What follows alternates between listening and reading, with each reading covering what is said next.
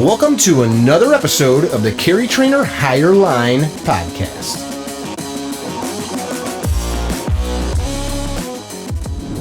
Hey guys, welcome to another episode of the Higher Line podcast. I've got my friend Patrick Kenneally. Thank you for having me. Top of the afternoon to you. Top of the afternoon to you. And your hair is normally not so short. You shaved for St. Baldrick. I have luxurious, silky auburn hair usually, and I did shave it for St. Baldrick. So. Auburn. That's red. Yeah, it's red. It's red. Mm-hmm. It's red. I'm a ginger. I love it. So you are our elected state's attorney here in McHenry County, Illinois, Yes. Which is pretty cool. Funny side note. A guy you went to high school with, I think I told you this, he's a CPD cop, and he called me one day. You've been in office how many Big years? Al. 2016. Okay, so we're in our third year of your reign. He calls me and goes, "Hey, I saw something in the news. Is I that can't believe it's true." Yeah, he's like, "Is that real? Like, what? Like, is that?" And I'm like, "What do you mean?" And he's like, "I went to high school with him." Yeah, okay? yeah. That's funny. You've done a good job. People dig you because you're not a politician. That's right. Yeah, you're not a Salt politician. of the earth. You were a prosecutor for years. Started in 2006 with Lou Bianchi. Started in traffic court. Worked my way up to special pros, and then they called me into the old office. Prosecution. Yeah. Prosecution. Special pros. Yeah, special pros, exactly. It's like when military guys are in here and they're dropping 3 in Negative. letter A. Yeah, it was all kinds of- 0500 Yeah. when they asked me to. So yeah, special prosecutions, and then from there, state's attorney. So you, in that time, this is why we wanted to talk with you, in that time prosecuted a lot of violent criminals. Yeah. So there's, you know what I do. So there's a lot of people that have questions like, if I defend myself, how am I not going to go to jail? And of course, that's totally contingent upon what you did, who your adversary is, where you live, because laws are different. So I don't think we can be that specific, but my rudimentary understanding of law is our Constitution's based on broader Old English law, right? Mm-hmm. Common law. Common law. Mm-hmm. So, go ahead. You were going to say something. Nothing. For the most part, what I think the police and what prosecutors are looking for is who's the first aggressor. I mean, that fundamentally resolves the case 90% of the time. So what if I'm highly trained? Highly. Yeah. I would say I have more training than most. So let's just say, like, here's a what if. And this is the part we hate to do in class, because the what ifs are like, what if a meteor fell out of the sky and hit me in the head? Like, what if?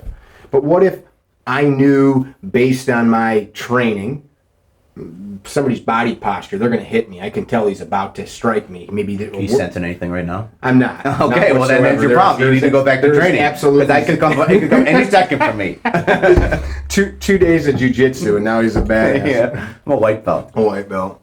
But you get my point. Yes. You know, furtive movements is the word, right? So I think that sometimes is an issue, and that's like a one way end of the spectrum. But here's a good example. We had a student, and this was in a podcast that we did. He's home alone. This is in Louisiana.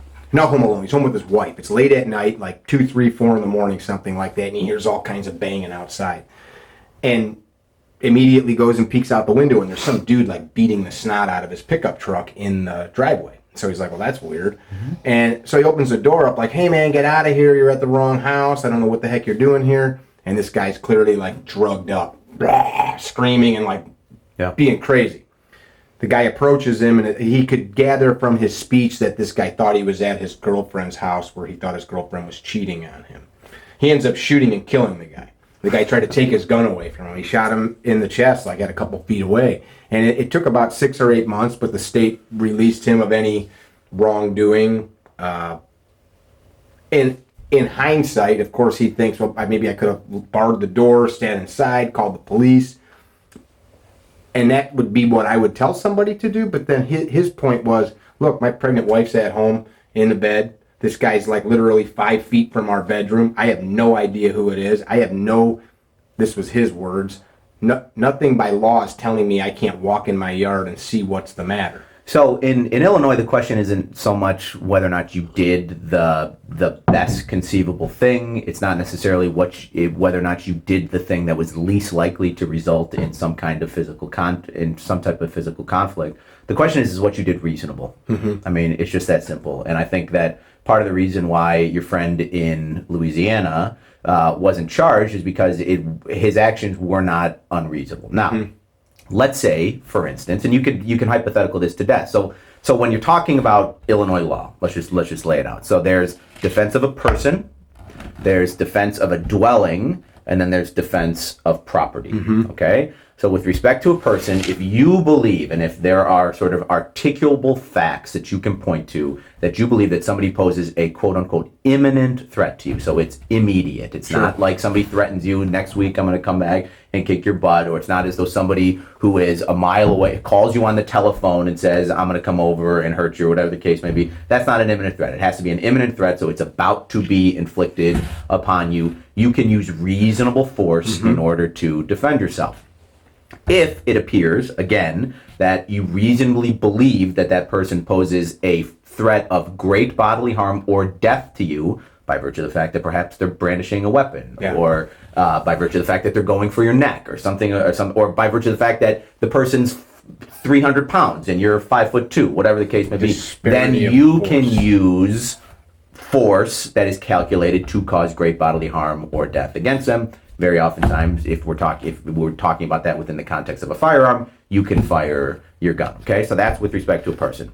With respect to a dwelling, you can again use reasonable force to either get somebody off of your dwelling, okay, or to prevent them from coming on to your property. If they come onto your property in a tumultuous, violent, or raucous way, you can also you can then use deadly force. Okay, if they come onto your property in that manner, and then you can also use deadly force if they come into your dwelling. Then you go back to reasonable defensive purpose. If they come onto your dwelling and it appears as though that they pose a reasonable threat of great bodily harm or death against you. Let's talk about reasonable. So in our classes, we explain to people the reasonable man doctrine.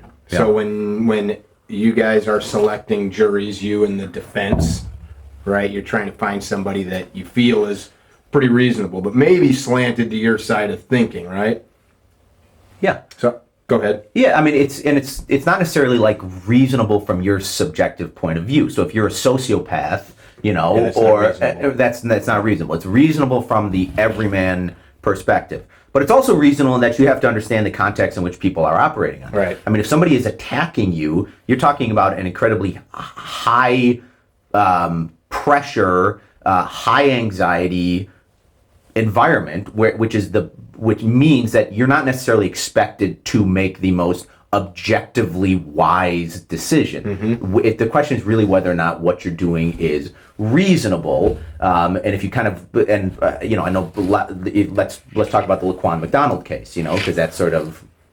For those of you that don't know what that is, that don't live near Chicago, that was a Chicago police officer. Now, yes, that police officer was and what are the worst type of decisions made? The people make the worst decisions when they're under enormous amounts of stress. And when you have somebody who has a knife, who appeared to be like damaging property a mile ago, and I'm not going to speak to all the facts because I'm not entirely aware of them. This is just what I picked up in the media. But who's damaging property, does not appear to be complying with police orders. Yes, the officer was in a high stress circumstance, okay?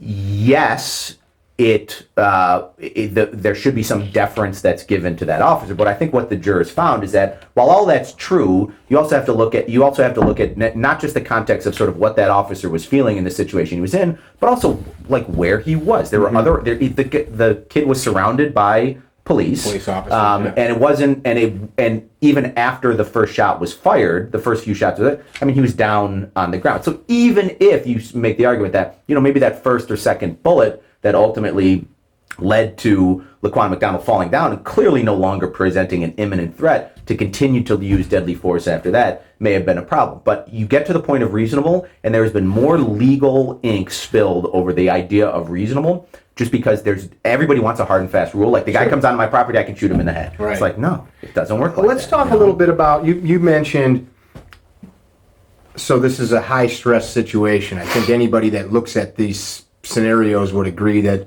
if you're using deadly force, most reasonable people Any are kind of force. I mean, think about like you're trained. Think about people that have just never been in a fight. Sure. You know, and think like they're feeling things that they have never felt before. Right. So here's my question: at what point does it go from being a criminal, you overreacted, or maybe not even overreacted, your actions were criminal, we're going to send you to jail like what happened with that officer, or you were unable to cope with the stresses of the situation and you acted maybe more aggressively than you should? You get what I'm saying? I think in most cases where we have to prove these things beyond a reasonable doubt, if somebody is not the first aggressor, okay, or if somebody is not the person that's going on to another person's property, the conduct has to be outrageous. I'll give you an example. There was a case in Texas where there were two Hispanic men that had been committing residential burglaries, okay? They were interrupted in a residential burglary by a homeowner who had a rifle. They were running away from the house towards their car, at which point both of the men were shot, okay? And now I think the laws in Texas are different, and so that went before a grand jury, and the grand jury decided that they were not going to issue a bill of indictment against the homeowner. Okay. I think if something like that happened in Illinois, I think a grand jury would be hard pressed not to do it, because that type of conduct most people would recognize is outrageous. That was payback as opposed to defense of person. And I think that's sort of where the line is drawn. I mean, the conduct really has to be, if you're not the first aggressor, okay, or if you're not the person that is perpetuating a crime against another person, then your conduct needs to be outrageous. So for example, if somebody came into the studio right now and the person was 12 years old and 95 pounds with no weapon, we all subdue him, okay? We can't then shoot him, right? Sure. Because he's no longer, that would be outrageous. Right. That would be insane, right. You know? And I think that from a prosecutor's standpoint, and especially in view of our burden of reasonable doubt, you really have to do something that most people would be like, in no circumstance did you have to do that. Sure. I think for some reason for some people, I think it's hard for them to wrap their head around this reasonable man doctrine. Which then leads me to believe that perhaps that person may not be reasonable themselves. Well, it varies from, I mean, you got to remember what's reasonable to 12 jurors on Sunday may not be reasonable to 12 different jurors on Monday. Right. You know, I mean, there's a different standard, and we try to get a sense of what the community standard is by taking that cross-section of 12 different people and having them collectively decide on what that reasonable standard is, and that's sort of where the consistency is. But it does sort of vary depending on what is reasonable, and there's no bright line, hard and fast rule that you can draw, because every single circumstance, especially when you're talking about a violent confrontation, is going to be different, and it's just going to depend on any number of different factors. Sure. The interesting thing to me is how many people are looking. I describe it as this: when do I get to defend myself? As if it's right. You know, like right. Like, of course, there's situations like somebody being ambushed by a criminal predator where you have no time to act. But there's a case, I forget the names of those involved. It was in Georgia, I believe. Actually, some people I know defended the defendant. He was at like a biker rally, and a guy that was his old friend like me and you had a falling out, and it got physical. You'll be the bad guy, you hit me. And this goes on like for the whole afternoon. They're getting into verbal scuffles. Finally, I go arm myself. You try to hit me again, I shoot you. Right.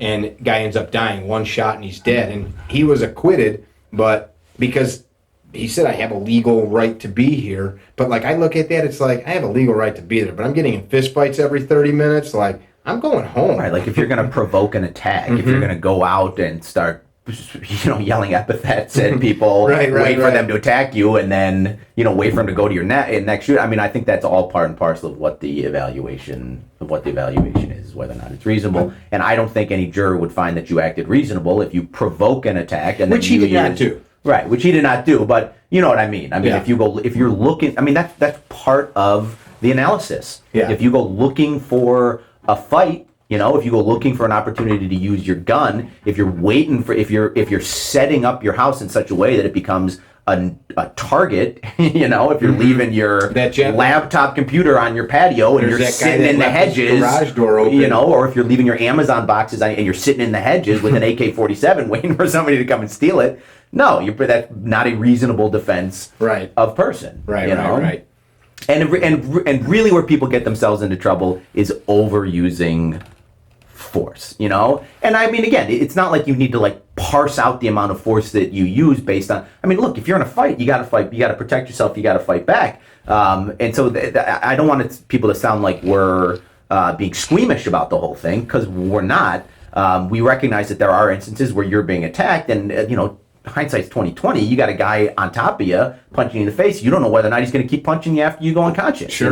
Sure. You have to use force, and I think that was one of the issues in the George Zimmerman case. And so it's like, you got a guy on top of you, and let's say he's punching you in the face. He was you would probably by his right, and you would hope that guy would stop punching you if you went unconscious, but you don't know. So then the question is, well, can I use?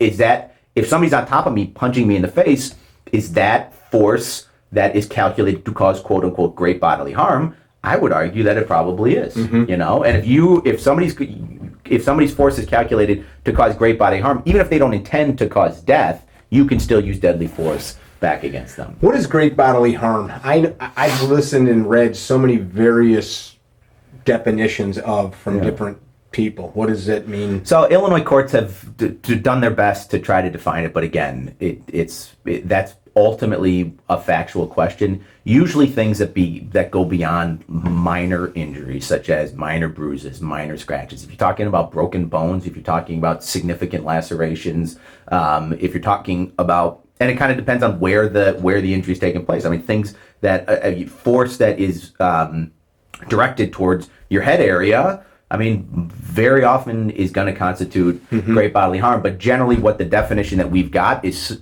harm that is beyond minor injury. And that's kind of... These discussions oftentimes are misinterpreted as the speakers giving people the blueprint to get away with crime. Right. And of course, that's not our intent. I tell people just live righteously, and then you don't have to worry about it because your actions will speak for themselves. But talking about that, you can't speak for every prosecutor. When somebody does have some type of clear, cut and dry self-defense, they probably don't end up in court. I've got a friend that's a sheriff down in Alabama, or he was a sheriff, and he said there were multiple times where people had home invasions, and he'd make sure he was there helping to get a handle on things, and it never even, turned into anything because it was 6 dudes with masks on broke into a house with a single mom and 2 kids, and she shot him. And I, in my experience, the people who do actually have self-defense training are the least likely to use it. Because they... are the least likely to be able to resolve the situation without firing a gun. Wait a minute. You said those with self-defense training are the least likely? The least likely let me rephrase. Are the least likely to end up in a situation where the aggressor is seriously hurt to the point where they're either dead or otherwise. That was kind of where I was angling, and it seems like the more you know. Yeah. Then I kind of see how this is. Which is why the police officers who probably face these types of threats more than anybody else on a weekly basis are facing somebody who's aggressive, where they can use force. I mean, the restraint that they show and the ability to resolve these situations without bloodshed, without people getting hurt, without people getting tuned up is miraculous. I think it's a good point to add at this point. Because folks listen to this and they're like, oh, cop lovers, blah, blah, blah. They shoot people. They do. And in the totality of all of the interactions between law enforcement and good people getting a traffic ticket or scumbags, the hundreds of times that, a firearm's discharged every year in the United States by a cop, only hundreds, versus the millions of physical interactions that take place, it's pretty staggering. And not just that, the amount of people that they deal with who are under the influence. Yeah. You know, and when you're dealing with people who are under the influence, who on top of being under the influence are having a bad day, Yeah. or are having trouble with their family, or have been kicked out of a bar, have been, you know, who are already upset. I mean, those people are an inherent danger, and police officers deal with them, honestly, probably every single day, you know, if you're doing your job. It's scary, actually. I've got a friend that's a New York cop. I don't want to say the name of the city, but he gets in a fist fight like every day because there's just a lot of drunks where he works. Yeah. It's like every day he's in a fist fight, Yeah.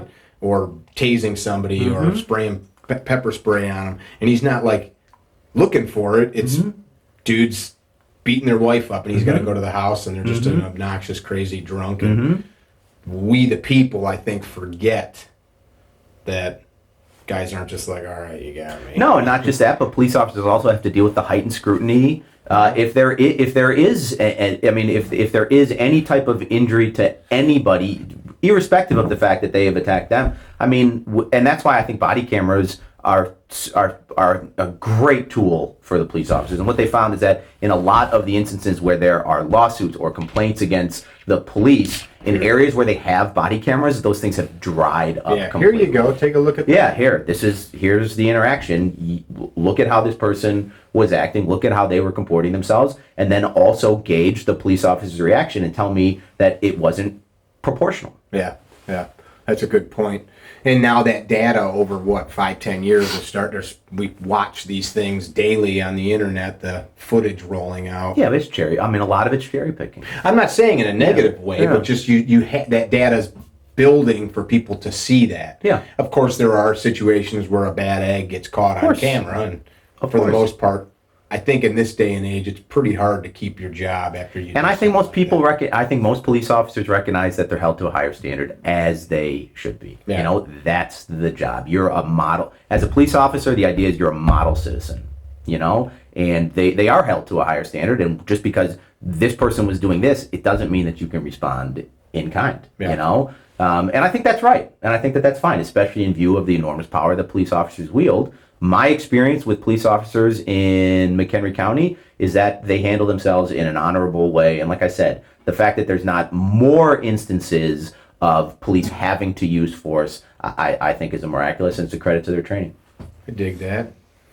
What's Patrick Kenneally's viewpoint on the Bill of Rights? I'm for it. I'm for the Bill of Rights. All right, so I'm not going to try to pigeonhole you into anything, but we'll have a meandering quick discussion here on this. So, like, we live in a state that is well known for walking fine lines of legality or constitutionality of laws. Squinting's happening here. I'm listening. Squinting. Where is he leading me? I mean, we could think of many things. McDonald versus the city of Chicago. Do you know that case? Well, I mean, you could start off with the fact that we have a constitution that says that you have to have a balanced budget, and yet we have a running deficit of $300 billion. You could start there. We could take it. Okay, just from a legal professional standpoint, how does that even happen? How does somebody and I know you don't want to speak out against your fellow politicians, since that's what you have become now, but how does that this document that we have for our state and for our nation that says here's the confines of law that you must act inside of, how is it so easy to just concentration of power? Concentration of? I always say it's a we the people problem. We let these things happen, but I don't know if sometimes that's a too oversimplified viewpoint. Perhaps it's apathy. I mean, I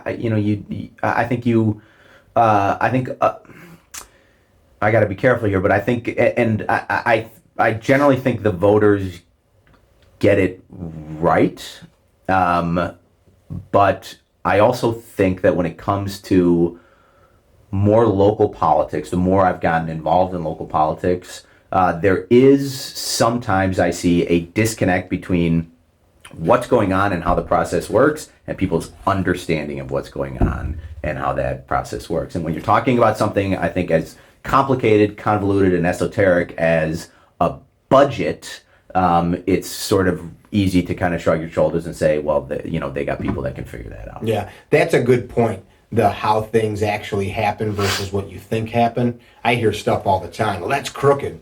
Well, actually, it's not. Like, it's a very open process. You just didn't pay attention to any of it. Yeah, and it goes both ways. I mean, there's people that are. I mean, there's just like there's outrage. Everybody there's outrage about everything. And even when there are people, and I think probably rightfully so, people have gotten so cynical when it comes to politics that even good things, that are brought forward are subject just to a ton of unnecessary scrutiny, just because nobody, I think at the end of the day, and I don't know that anybody truly believes that most politicians are acting on behalf of the public good. Whereas in reality, I think that you would be surprised at how many politicians actually do want to do good, want to do their job well, want to make a difference in people's lives. But it's democracy. It's the worst form of government except for all others. It's such a. Who said that? I forget it, but I want to say it was. Do you remember who said that, Drew? Can't say I do. No. I want to say it was. What's his face? Prime Minister. Whatever. I can't think of his name. I'm having a brain freeze right now. But and it's such a convoluted process, and I think that when people may not understand it, then sometimes there's a sort of reflexive reaction that it's corrupt or bad or this. That, I got to throw something in here so our listeners don't freak out. Pat does know that we are a republic, but we use the democratic process. Yeah. You knew that. But yeah, and there's another thing, and it also comes down to, there's a thing called Hanlon's razor, which is never ascribe a bad motive when incompetence fully explains everything. Ooh. You know what I mean? I never heard that. So that's... Never ascribe a nefarious or bad motive when incompetence is a sufficient explanation for what's going on. That says a lot, man. I don't know how many times I listen to people think about conspiracies, and I go, you just have no idea that the person that you're talking about doesn't have the chops to solve the problem. Right. Yeah. That's I'm going to have to write that one down. That's a good one. And that I was talking about this with some guys during a gun rights speech recently. Even people that are trying to quote unquote trample on our rights really feel for the most part they're doing the right thing. Yeah. And that's what I try to explain, but they're wrong. Yeah, but where they come from, the totality of their life, the people that they've been involved with, the kids that they've seen maybe killed. You ask a rep from the south or west side of Chicago what they think about AR-15. Whole other frame of reference. Yeah, for sure. And as such, they feel they're doing right by their constituents. That's the part that I think is interesting, though. When does what a lawmaker feels is right? When is it okay for them to just say, I know what the Constitution says, but I feel... So, I mean, I guess it sort of depends on, I guess it's a little bit more complicated because it sort of depends on who the politician is, okay? So let's start naming names. So let's start talking about offices. So for me, something is not unconstitutional until it's declared unconstitutional by a judge. So here's an interesting, let me just sidetrack you. So from a police officer to the president, or Drew here when he joined the Army, you swear an oath to uphold the Constitution, right? So the Constitution says A, B, and C, but then a group of people over here at state level government, they create a law that maybe creates a murky workaround to one of these constitutional protections. You're saying because you're elected to that office, you have to enforce what the state hands you. Right. So let's say let's say that the state of Illinois said that nobody can carry a firearm. There you go. That's a good one. Okay. So they say that nobody can carry a firearm. All right. Here's what the first thing that's going to happen is this: somebody is going to file a lawsuit. Yeah. All right.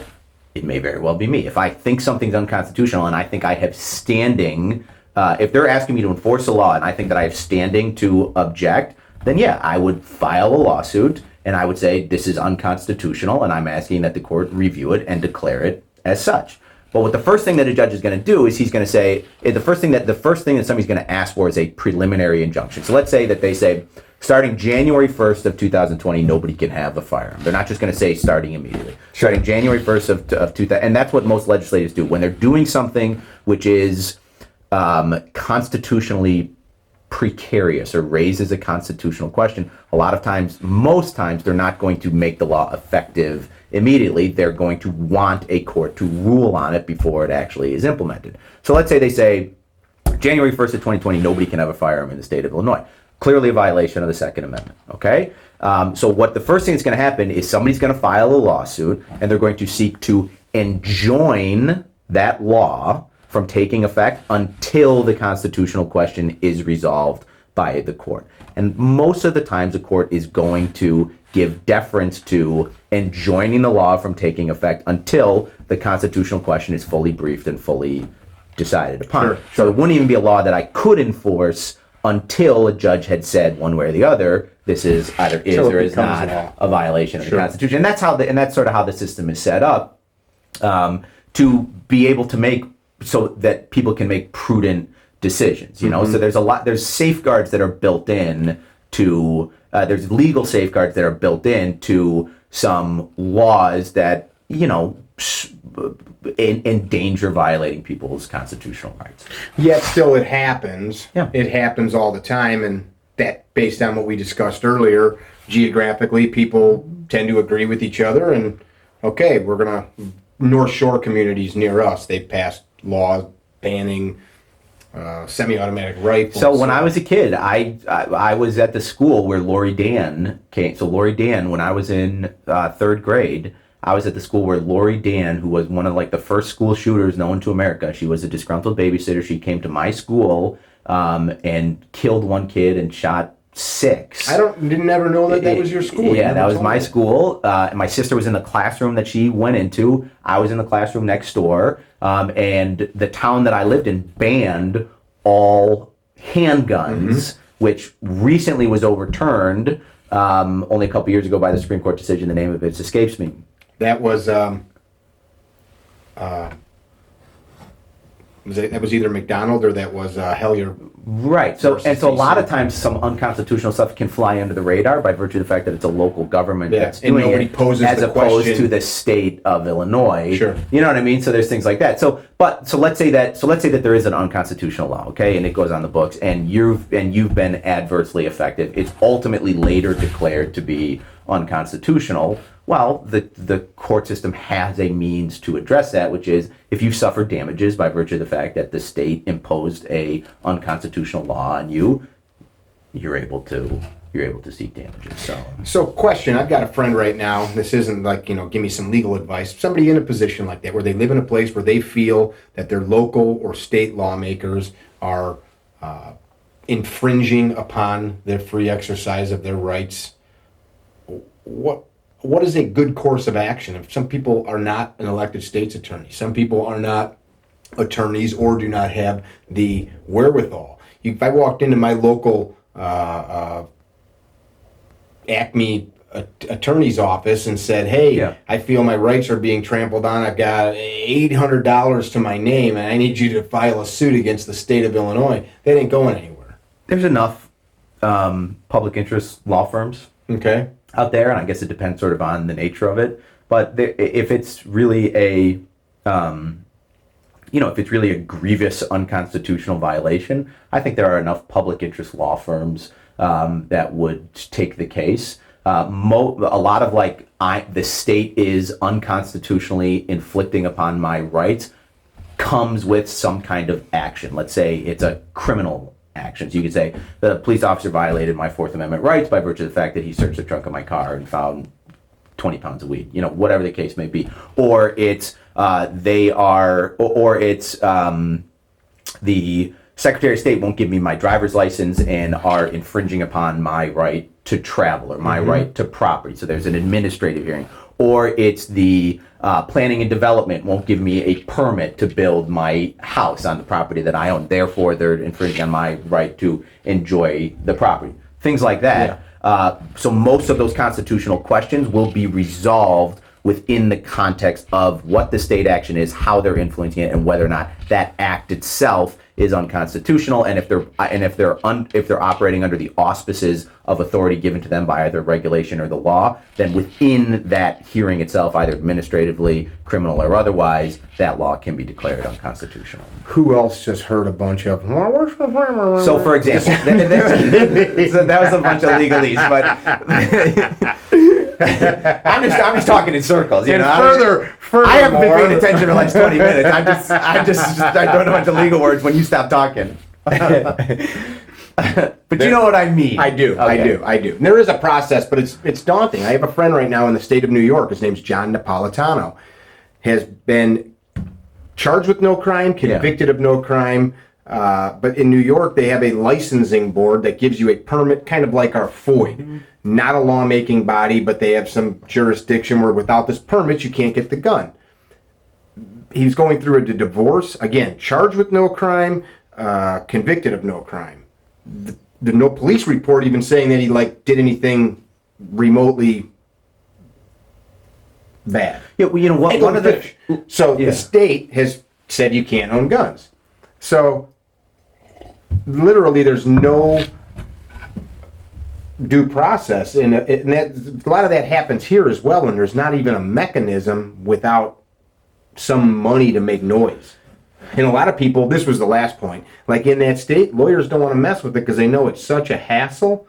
If you're in Texas or Arizona or Montana or Missouri, slam dunk. And a lot of times that's how they set things up. So if you're in a state where it's sort of like if you're in, let's say, a more blue state that has where there's sort of the understanding that we want to limit the amount of firearms out there, one of the things that they can do is create a convoluted regulation and administrative process that makes it very difficult for you as a person to navigate. So the real question that you're asking is an access to justice question. You know what I mean? And unfortunately, I think that lawyers have not done a very good job of ensuring access to justice for everybody by virtue of the fact that they've taken the law and made it so arcane and legalistically heavy that it's very difficult just for somebody to use common sense and navigate it. But in addition to that, lawyers have also made the process, and the court system itself has also made the process very expensive. Sure. So it's really an access to justice question, which is so to your friend, what the state of New York would say is, hey man, no, we have a regulatory body that you can appeal to. Hire a lawyer at $200 an hour. Have him fly to Albany. That's what I mean. Have him fly to Albany. We have our hearings on these dates, and then we're going to continue the case for discovery and all the rest of it. And then we're going to continue the case, and then we're going to have a hearing. And oh, by the way, you have to subpoena any witnesses that you want. Make sure that they're there. And oh, by the way, their plane travel and all the rest of it is all subject to your ticket, and you got to make sure that you get them where. But if you do all that, hey. We'll be more than happy to hear your case, and we'll see. So it's an access to justice question. The interesting thing is the state tells him that owning a pistol in the state of New York is a privilege, not a right. Even though the Supreme Court has now twice that I know of ruled that that's not correct, I don't understand. There's no leverage to compel the state to abide by that Supreme Court ruling. They literally are saying, up yours. You have to force them to do it, which would take a federal action. Which sometimes some people don't have the resources to do that, and that's one aspect of the unfairness in a lot of court systems, which is something that the court system's been grappling with for a long time. Let's change gears before you have to go. So you could have been a Navy SEAL probably by your physique. You could have been definitely you like music. You play guitar. You sing. Mm-hmm. You could have done a lot of things. Why did you want to? David Caruso stunt double. Why law? What do you like? What attracted you to? You just said lawyers have made a convoluted system This is my paraphrased version, by which the common man cannot get justice. I didn't mean to come on that strongly. And what I will say is that, before you go on, what I will say is that for all the flack that the criminal justice system, or the justice system these days gets, this is the greatest justice system that has ever graced the face of the earth, and the fairest justice system that has ever graced the face of the earth throughout the course of humanity. Yeah. And a lot of this nonsense about criminal justice reform and the system's corrupt and the system's this and the system's that is nonsense. Comparatively speaking to even the other first world countries. And it's not going to be perfect, and it's a zero-sum game. So it's like, people will say like, oh, well, let's get rid of, they'll be like, oh, well, let's get rid of bail, for example. Let's say let's get rid of bail for defendants, okay? Because that'll make the system more just for indigent defendants. Like, okay, cool, fine, but you have to realize that you're giving up justice on the back end of the system, because most of the money that people pay for bail after they're found guilty can be paid for restitution for victims. To the people that had their, you know what I mean? So people for like hospital bills, or people who had their property stolen, or the rest of it. So by enhancing justice over here for your preferred group, you're diminishing justice over here. So it's not just as easy as, oh, we'll just like make these little changes and everything's gonna be fine. It's a very complicated system, and a lot of times it's a zero-sum game. It's analogous to the folks that are anti-gun, thinking that they're making their community safer and willing to take a freedom away from somebody like me. Yeah, it's good for me, maybe not good for you. Give me what I need. Right. Yeah. So what got you into it? So I don't know. I mean, I graduated from college and I didn't really know what I wanted to do. My old man was a lawyer, and I originally wanted to be a public defender. So you had a heart. Yeah, I do. I do have a heart. And I originally wanted to be a public defender, and I had a job at the Cook County State's Attorney's Office, but that was back in 2005 when Blagojevich took over, and they had a budget crisis, and the budget got stalled or whatever, and so they called me and they're like, well, it could be 3 days, it could be 6 weeks, it could be a year, I just don't know. For those of you non-Illinoisans, look up Blagojevich. If you could also look up the episode where he was on the show with Trump. It was one of our like 48 governors that's going to prison. Yeah. So the 3 weeks, I don't know, and so I said, all right, well, so I started looking for other jobs, and I knew that being a state's attorney was a good job for a lawyer just by virtue of the fact that you're able to get up on your feet, you're not tied to a desk. You know, a lot of people think like, oh, lawyers are in and out of the courtroom all the time. It's like, no, they're not. The lawyer that you hire to defend you very oftentimes may see the inside of the courtroom once a year, you know? Really? Yeah. I mean, there are criminal defense attorneys that are in and out every single day, but, you know, like if you're doing, especially a lot of civil lawyers, they're not in the courtroom as much as you would think. State's attorneys, as for young attorneys, they give you an enormous amount of responsibility, let you be in a courtroom, let you try cases, let you do a lot of the stuff that if you're working for a partner as an associate or whatever, that they would never let you do because, because they would never let you do because a lot of times they want to make sure that they're the ones who do sort of all the heavy lifting, I guess, for lack of a better term. So anyway, so I started sending out resumes, and I came out to McHenry. And I loved it. And the job of the state's attorney, everybody thinks that like the job of the state's attorney is to put people in jail and do that and the other thing. But it's not. The job of the state's attorney is not to put people in jail. It's not to win. The job of the state's attorney is to do the right thing, to do justice, and get up and help people every single day, you know? Which you kind of do. I think a lot of people don't understand all the stuff that you do. You're working right now with opioid addiction. Yeah. And that's a pretty proactive thing, because these people are going to either end up back in the court system after they're robbing places to buy their drugs or crashing cars. Yeah, so and most people almost everybody that I see in a court, like very few people in the court system are like irredeemable sociopaths. You know, they're many of them have good qualities. You know, you talk to their parents, you talk to people who know them, or you hear people that are testifying for them on the witness stand. They all have good qualities, but they've just allowed either like their selfishness, their violence, their obstinacy, their addictions. I can speak to that. Just to get in the way of that. An addiction, but I've stood before a judge before. Yeah, or they've screwed up, you know, and so you got to hold them accountable, because that's not only best for the whole situation, it's best for the defendant, but you got to temper that with mercy, and you got to have a sincere desire to try to help defendants as well. And I think that it's a balance that we try to uphold. Yeah, you talk about mercy a lot in your speeches and such. Does that fare well with everybody? Does anybody give you a little pushback on that? No, I think most people understand that. And I think that's what most people want to hear from their state's attorney. So you're telling people what they want to hear? Well, I mean, that's part of the job. I could be But, a lawyer. Yeah, it depends on which podcast I'm on. I say different things, you know. I'm going on the anti-gun podcast after this one. No, I'm only kidding. But no, I think that's what people want out. It's like, how do you know if Kenneally's done a good job? You know, The fruit.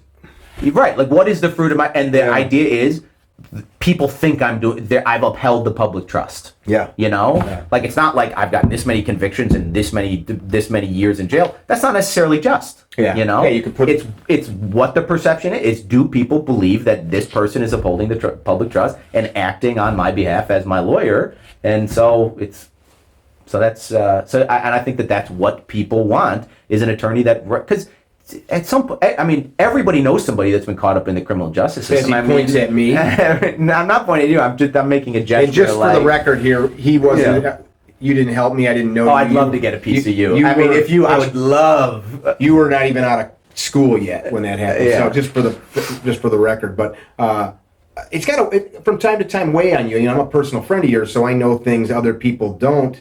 But you know, there's going-ons where people think you should be trying to send somebody to jail when it's well known that the facts are. I can't. They didn't do. You know, they're not doing what the public perception is one thing, but the different police bodies investigate a thing, and they're like, yeah, we can't do anything. You get it on both sides. You can't please everybody. The bottom line is, if you start listening to what people are saying about you, you'll be sitting with them. You'll be sitting with them? Say that again? If you start listening to what people are saying about you and squawking about you, you'll be sitting with them, squawking about whoever else says it. Yeah. You know, you just got to do what you think is right. Yeah. And that's something I think that I appreciate about you, even with how you look. It's that's why I came here under the auspices. This was a podcast, no video, but you know. I'm just kidding. No, but that's something that you've done. There's things I've listened to people criticize you and ridicule you, and this is something. What? one of our state reps said this to me years ago. You go ahead and run, and then your opinion will be the one that matters. And you've stood by that. You're not okay. All these people are pressuring me this way and then that, and that's what they call integrity. Yeah, I mean seriously, that's what you got to do. You got to do the right thing. You literally have to try to do the right thing. That's the job. Whatever. I don't mean to sound sanctimonious, but let the chips fall where they may. You know. No, I mean I think that if it comes out sanctimonious, so be it. So I've been asking people this lately, and if you don't live around here, nobody really ever have any reason to interact with you because you work here in the county. You're not out and about. If somebody listening or viewing never sees you or hears from you again, what would you pass on to them? What thing can you say or pass on if you've got 10 or 15 seconds to impact somebody? That's life? Whatever. You're never going to see these people again. You're never going to hear from them again. And that, my mother says certain things to people, and it's like her, and it's, I mean, you could just say like, hang loose, bro. I don't know what it might be. It's interesting what people have to say. Some folks are trying to like build a monument. Other people, so be careful what you say. I guess what I would say for what's been important to me is that you got to fight the good fight for faith. Faith. You really do. I think that's an incredible component for me. It's an incredible component of living a good life, and it's you got to fight the fight. You know, you got to choose to believe, and you got to go. What does that mean to you? You got to, you know, you can suspend in my experience, you can paralyze yourself over the debate, or you can choose to believe and go from there and grow in it.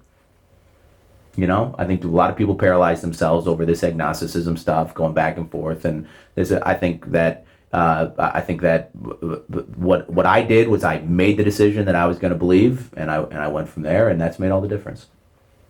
That's a pretty simple way of looking at a decision. Yeah, and it's bore fruit in all aspects of my life, from my marriage to my job to how I raise my kids, to fighting and doing my best to be a reasonably good guy. I dig it, man. I appreciate you taking the time. Would you do me a favor? We put this up, and we've been having people that come in sign their name somewhere on it, and then sometime in the future, anywhere on it. That's what we made. Am I the first guy? No, there's one more right there. We just most of these are call-in podcasts. My signature is kind of... Right, the date underneath it. What is it, the 23rd? Yeah. That's cool. Or it's 19. Oh, typos. I dig it, man. I appreciate it. If you guys live around here, because some of you guys that tune into this vote in this area. Tell them about the t-shirt.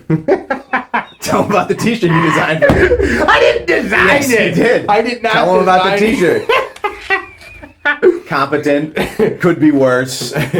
We put Average. we put together a T-shirt for your parades and stuff, and you and your wife sent it to me. I said, I'll pass it on to the T-shirt guy. It was proven, professional, tough. And I think what came back, not stupid. Yeah. Halfway Law into- degree. I don't know how it changed. What did it say? I forget. It was. It basically was They like- weren't the superlatives that I wanted. It was like. Can walk, feed himself. Yeah. That was funny. That's good. Hey guys, if you have not subscribed to the channel here, if you're watching on YouTube, do that. If you are following us here, audio only on iTunes or Google Play or any of those, click the button to make them show up weekly. We upload these on Sundays. Do me a favor. Send a message to Drew, because he works harder than all of us, and tell Drew how important he is to you. Because I know he's important to me. All right. Tell somebody you love them. Don't be a dickhead. Do me a favor, Drew. Take a picture for me. Visit our website, CarryTrainer.com, for information about classes held throughout the U.S., CarryTrainer apparel, and upcoming projects. You can also email us at training@CarryTrainer.com for information about setting up your own private course or speaking engagement. Training@CarryTrainer.com or CarryTrainer.com.